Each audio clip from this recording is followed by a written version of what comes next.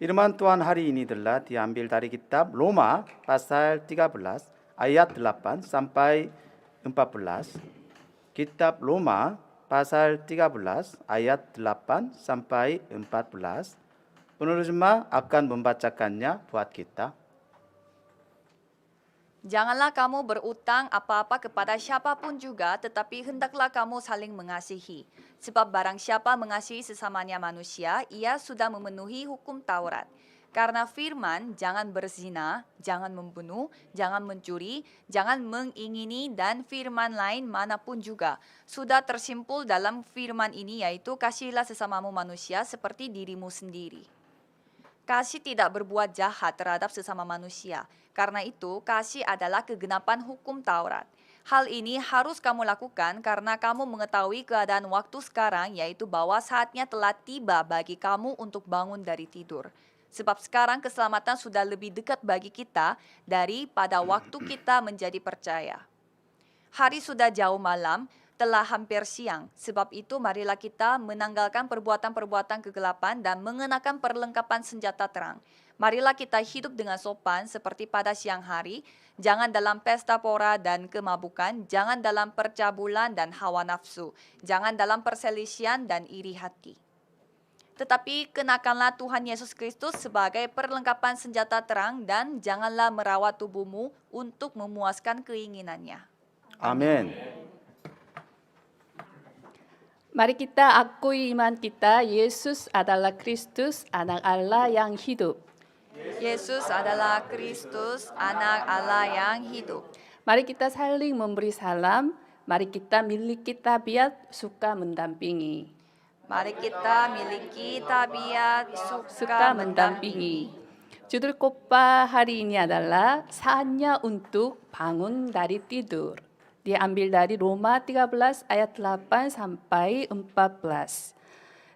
Dalam kitab Roma ada banyak firman yang membawa perubahan tokoh utama dalam sejarah kekristenan. Seperti Martin Luther dan John Calvin yang merupakan pemimpin reformasi Protestan juga dipengaruhi oleh firman dari kitab Roma. John Wesley yang merupakan pendiri metodisme juga memulai gerakan kebangkitan untuk memperbaharui gerak gereja melalui firman dari kitab Roma. Setelah Rasul Paulus, Santo Agustinus yang disebut sebagai teolog paling terkemuka juga mengalami perubahan nyata melalui firman dari kitab Roma. Teks hari ini adalah ayat-ayat yang mengubahkan hidup Santo Agustinus. Suatu hari ketika Agustinus berada di tengah konflik karena dia tidak dapat mematahkan bingkai yang lama, mendadak terdengar suatu suara seperti suara anak-anak dari rumah tetangga. Tulelege, tulelege, artinya ambil dan baca, angkat dan baca. Jadi dia mengambil Alkitab yang berada di depannya dan membaca bagian pertama yang terlihat matanya, yaitu teks hari ini, ayat 11 sampai 14. Intinya adalah saatnya telah tiba untuk bangun dari tidur. Karena itu, kenakanlah Tuhan Yesus Kristus sebagai perlengkapan senjata terang dan lepaskanlah perbuatan-perbuatan kegelapan. Melalui firman ini, Agustinus mematahkan semua bingkai lama yang telah menggelapkan hidupnya dan kehidupannya berubah menjadi kehidupan baru yang dapat memberi pengaruh rohani. Kehidupan baru dimulai lagi dengan hanya keunikan dan penciptaan ulang. Dengan demikian, jika firman Tuhan diukir dengan benar, hidup kita pasti akan berubah. Bukankah kita terima banyak firman melalui ibadah setiap hari Minggu, pelatihan, dan sebagainya? Tetapi, apakah hidup kita telah berubah sebanyak kita mendengar firman Tuhan? Kebanyakan orang mengatakan bahwa saya masih belum berubah sesuai dengan apa yang saya ingini atau apa yang saya pikirkan. Mengapa kita tidak berubah sebanyak kita mendengar firman Tuhan? Jawabnya sederhana, karena tidak ada ladang bagi kita masing-masing. Sangat berbeda sekali antara mereka yang memiliki ladang dan yang tidak memiliki ladang untuk memberitakan Injil dan menerapkan firman Tuhan. Rasul Paulus membagi kitab Roma menjadi dua bagian. Bagian pertama adalah bagian teori rohani sampai dengan pasal 11. Firman ini membantu kita memahami mengenai apa itu Injil dari firman Tuhan. Yang kedua adalah bagian praktek rohani mulai dari pasal 12. Firman ini memberi pesan untuk menerapkan firman Tuhan di ladang kita masing-masing. Apa maksudnya? Firman Tuhan bukanlah hanya teori, tetapi ketika kita menerapkan firman di ladang kita masing-masing, firman itu digenapi dan karya-karya menakjubkan akan terjadi. Terutama diri kita lah yang pertama berubah dahulu, lalu jiwa-jiwa lain juga diselamatkan. Oleh sebab itu, saya menekankan bahwa kita harus memiliki ladang kita masing-masing. Tanpa ladang, kita tidak dapat merasakan karya Tuhan dan kekuatan Injil. Surat-surat Rasul Paulus selalu ada bagian praktek, termasuk bagian teori rohani. Artinya, kita tidak boleh hanya terpaku pada teori saja, tetapi kita harus mengaplikasikan, menerapkan firman Tuhan di ladang kita masing-masing. Firman dari kitab Roma pasal 13 menjelaskan mengenai sikap rohani yang harus kita jalankan di ladang dunia ini yang berasal dari Kejadian pasal 3. Sebagaimana judul khotbah hari ini, saatnya untuk bangun dari tidur. Kita harus tetap bangun secara rohani selama 24 jam. Ketika itu terjadi, kita dapat mengambil peran sebagai terang dan garam di ladang kehidupan kita masing-masing. Saya memberkati setiap jemaat Indonesia dalam nama Yesus Kristus. Kiranya saudara dapat menjadi 70 murid yang memberi pengaruh rohani kebaikan Injil melalui ladang kehidupan saudara masing-masing. Amin. Pokok bahasan yang pertama adalah sudut pandang dengan kasih Injili. Dalam ayat 8 sampai 10, janganlah kamu berhutang apa-apa kepada siapapun juga, tetapi hendaklah kamu saling mengasihi. Sebab barang siapa mengasihi sesamanya manusia, ia sudah memenuhi hukum Taurat. Karena firman, jangan berzina, jangan membunuh, jangan mencuri, jangan mengingini dan firman lain manapun juga. Sudah tersimpul dalam firman ini yaitu kasihilah sesamamu manusia seperti dirimu sendiri. Kasih tidak berbuat jahat terhadap sesama manusia. Karena itu kasih adalah kegenapan hukum Taurat. Rasul Paulus menekankan sudut pandang dengan kasih untuk menjalani kehidupan yang berjaga-jaga 24 jam. Di sini kasih berarti kasih tanpa syarat yang diberikan melalui penyaliban Yesus Kristus sebagai kasih agape. Dengan kata lain, sudut pandang dengan kasih Injili. Dalam teks hari ini, Rasul Paulus mengutip perintah dari 10 perintah. 10 perintah terdiri dari isi yang harus dijaga dalam hubungan kita dengan Tuhan dan dalam hubungan kita dengan sesama manusia. Apa yang Rasul Paulus sebutkan adalah hal-hal yang harus dijaga dalam hubungan kita dengan sesama manusia. Dan hal yang paling penting untuk dipraktekkan adalah sikap rohani dengan kasih. Rasul Paulus menekankan bahwa jangan kamu berhutang apa-apa kepada siapapun kecuali hutang kasih. Perkataan ini ada makna yang penting. Pertama-tama, anak-anak Tuhan yang diselamatkan adalah orang-orang berhutang kasih kepada Tuhan. Setelah Adam, manusia pertama yang jatuh ke dalam dosa di Kejadian pasal 3, manusia sepenuhnya terpisah dari Tuhan dan menjadi budak setan dan jatuh ke dalam nasib kehancuran abadi. Namun, Tuhan memerdekakan manusia dari nasib terkutuk tersebut dan manusia memperoleh hidup yang kekal melalui satu-satunya Yesus Kristus. Telah dipulihkan hubungan manusia dengan Tuhan melalui penyaliban Yesus Kristus. Ini adalah kasih karunia Tuhan yang mutlak secara total dan kasih Tuhan yang tak terduga. Ketika Tuhan menunjukkan kasih dan kasih karunia yang luar biasa, yaitu ketika Tuhan memberitakan Injil, Tuhan selalu bekerja melalui seseorang. Sampai saya menerima Injil, selalu ada seseorang yang berdoa demi saya dan juga telah ada seorang penginjil. Seseorang itu bisa jadi orang tua, kerabat, rekan kerja, tetangga, dan berbagai saluran. Kita telah menerima Injil melalui begitu banyak penginjil yang berbeda-beda.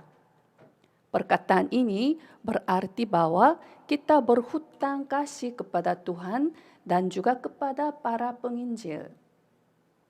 Namun Tuhan ingin kita mengembalikan hutang kasih dengan metode yang unik. Tuhan tidak ingin kita secara langsung melunasi hutang kepada Tuhan, tetapi Tuhan ingin kita mengembalikannya dengan menyelamatkan jiwa-jiwa orang-orang yang lain yang belum mengenal Tuhan. Sehingga Rasul Paulus menyebutkan fakta ini dari awal kitab Roma. Dalam Roma pasal 1 ayat 14-15, aku berhutang baik kepada orang Yunani maupun kepada orang bukan Yunani, baik kepada orang terpelajar maupun kepada orang tidak terpelajar. Itulah sebabnya aku ingin untuk memberitakan Injil kepada kamu juga yang diam di Roma. Rasul Paulus yang memiliki kesadaran bahwa berhutang pada Injil dan tidak menghiraukan nyawanya sedikit pun dalam memberitakan Injil ini dan melanjutkannya dengan satu hati dan sepenuh hati. Dia menyadari bahwa kehendak dan rencana Tuhan akan digenapi dengan berpusat pada penyelamatan nyawa. Mengapa kita harus memiliki sudut pandang Injil? Karena kita berada di tempat di mana dapat menyelamatkan nyawa dalam situasi dan kondisi apapun. Jim Collins, seorang konsultan manajemen terkenal di dunia, mengatakan tentang kesuksesan seperti ini. Kesuksesan adalah pasangan Anda semakin menyukai dan mencintai Anda seiring berjalannya waktu. Apakah saudara juga setuju? Ada alasan mendasar untuk mengatakan seperti itu. Dia menarik kesimpulan dari sudut pandang hubungan antar pribadi, yaitu ketika hubungan kita dengan orang terdekat dipulihkan, kita akan dapat menjalani kehidupan yang sukses. Ada satu kebijaksanaan untuk melakukan ini, dan itu adalah mendengarkan perkataan pihak lawan. Ketika kita mendengarkan perkataan orang lain, terlebih dahulu kita akan mendapat hatinya juga. Mengapa Tuhan memberi manusia 2 telinga dan 1 mulut? Jadilah cepat untuk mendengarkan dan lambat untuk berbicara. Inilah prinsip penciptaan. Namun, setelah peristiwa Kejadian pasal 3, yang terjadi pada manusia adalah tidak mendengarkan dengan baik perkataan orang lain. Karena bagi manusia muncul tabiat yang berpusat pada diri sendiri yang berasal dari Kejadian pasal 3. Manusia biasanya mempersiapkan perkataan diri sambil mendengarkan perkataan pihak lawan dan juga memotong pembicaraan pihak lawan sebelum mereka selesai berbicara. Teolog Paul Tillich mengatakan bahwa tugas pertama kasih adalah mendengarkan. Pasangan suami istri, pasturi juga harus saling mendengarkan. Jika pasangan tidak mendengarkan perkataan pasangan lain, mereka akan mengalami sakit hati. Jika kita tidak mendengarkan, pintu hubungan kita akan tertutup. Henry Nouwen, seorang rohani awan terkenal, bahkan mengatakan bahwa seluruh tubuh Yesus adalah sebuah telinga. Sekarang pun Yesus mendengarkan dan memperhatikan doa dan permohonan kita dan memelihara kita di tata surgawi sejak selama pelayanan publiknya. Kasih dimulai dengan mendengarkan dahulu. Hal yang sama berlaku untuk pelayanan. Kita harus mendengarkan perkataan pihak lawan. Jika kita secara sepihak menyampaikan apa yang kita ingin katakan, itu tidak berarti apa-apa.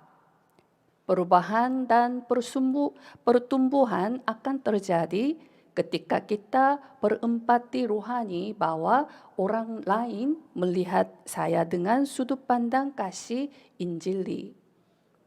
Saya memberkati setiap jemaat Indonesia dalam nama Yesus Kristus. Kiranya saudara dapat menjadi murid mutlak Kristus yang menyelamatkan semua orang dengan sudut pandang kasih Injili seiring dengan menerapkan firman Tuhan di radang saudara masing-masing.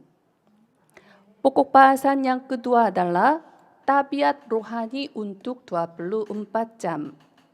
Dalam ayat 11, hal ini harus kamu lakukan karena kamu mengetahui keadaan waktu sekarang, yaitu bahwa saatnya telah tiba bagi kamu untuk bangun dari tidur.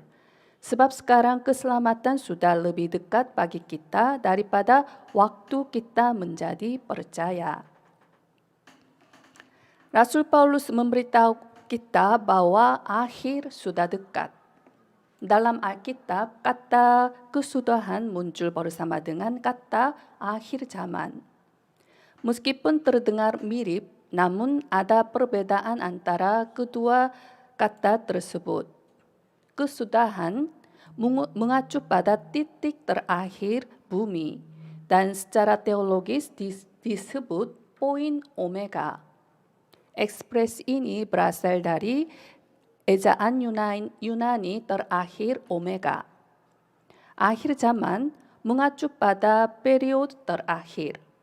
Secara detail ini mengacu pada periode kedatangan Yesus yang pertama hingga kedatangan kedua Yesus Kristus.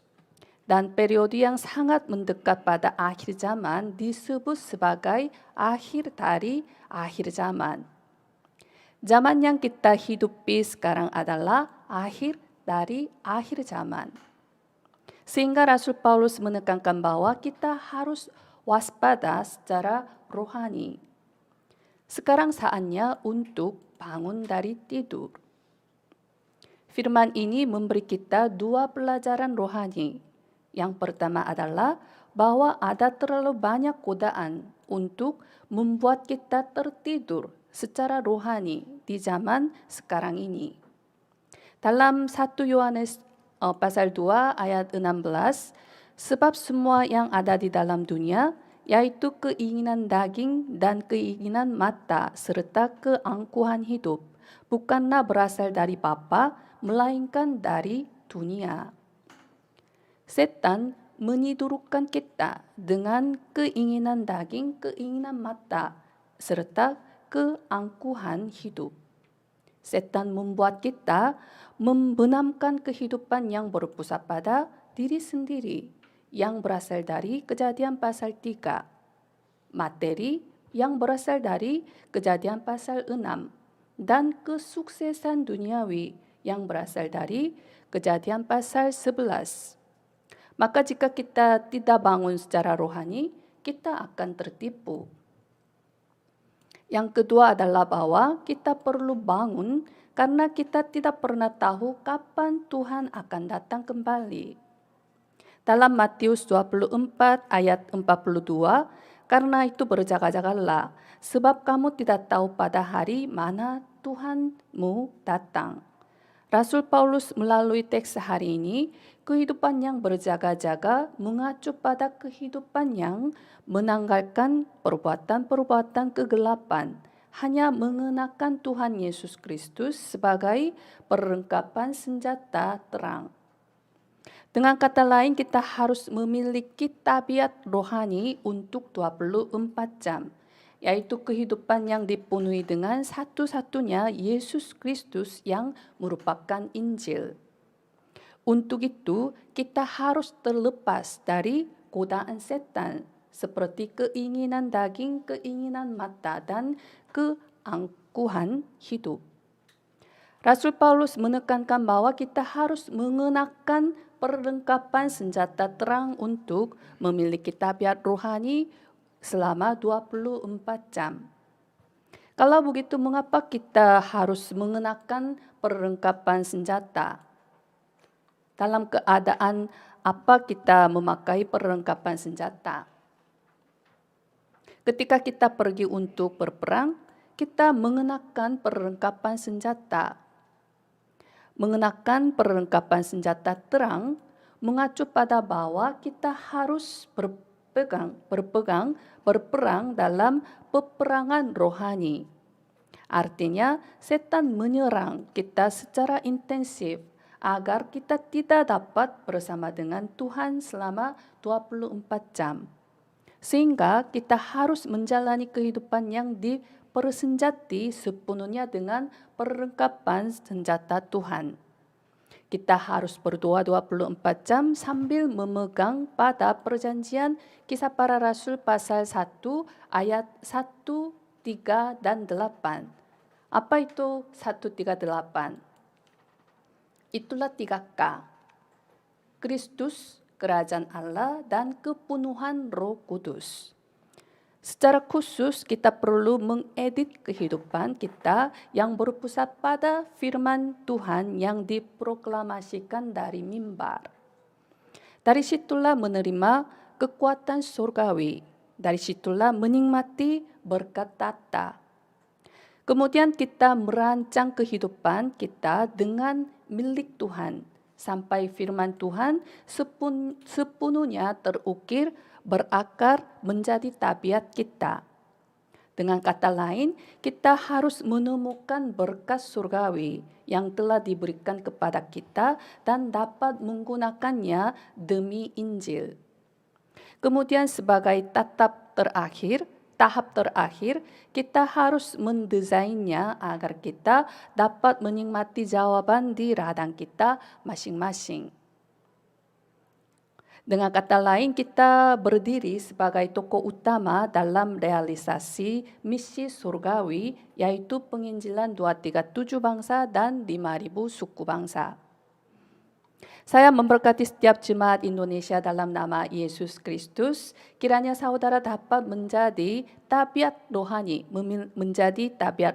untuk 24 jam tersebut, sehingga menyelamatkan diri sendiri, ladang kita masing-masing, dan berada di dalam jawaban mutlak. Sebagai kesimpulan, ada sebuah buku berjudul Jangan Berlutut di Dunia oleh Pendeta Tozer, seorang penginjil terkenal di Amerika Serikat. Dalam buku ini, ia menekankan bahwa jangan dikalahkan oleh nilai-nilai dunia dan memulihkan iman yang sejati. Pada saat yang sama, ia bersikeras untuk mewaspadai permainan bahasa agama ketika mendekati esensi iman.